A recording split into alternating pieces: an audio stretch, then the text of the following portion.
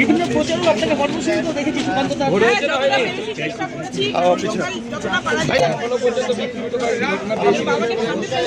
अरे आपका हेड हटाइए सर, थोड़ा थोड़ा चापने से हो जाएगा इतना जबरदस्त।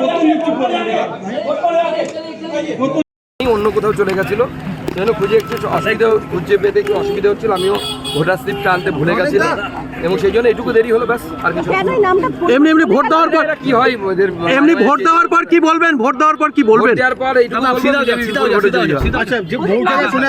এখনো পর্যন্ত সার্বিক পরিস্থিতি কি?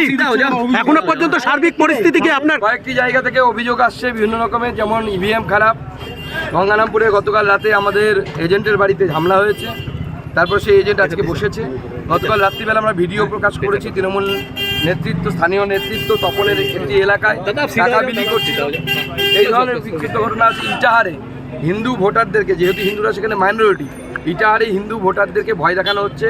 সেখানকার বিধায়ক মুশারফের নেতৃত্বে বলা হচ্ছে যে তোমাদের হিন্দু বুথ থেকে যদি লিড না পায় তাহলে পরে আগামী দিনে হিন্দুদেরকে থাকতে দেওয়া হবে না ইটাহারে। এই ধরনের ধমকি চমকি দেওয়া হচ্ছে, আমরা প্রশাসনকে জানিয়েছি। তৃণমূলের তরফ থেকে আরেকটা অভিযোগ করা হয়েছে, বিভিন্ন বুথে কেন্দ্রীয় বাহিনীর তপন সুমন্তরা, তপনেও সেখানেও অশান্তি হচ্ছে। তপন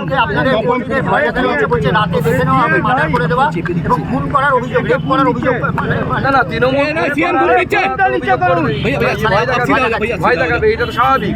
তৃণমূল তো রেপ করার এক্সপার্ট। সন্দেশখালীতে তো আমরা দেখেছি রেপ স্পেশালিস্ট, আর কি, যেমন ডাক্তারদের লেখা থাকে না, চেস্ট স্পেশালিস্ট, অমুক, কেউ হয়তো পেন স্পেশালিস্ট, কেউ হয়তো হার্ট স্পেশালিস্ট। তৃণমূল হচ্ছে রেপ স্পেশালিস্ট।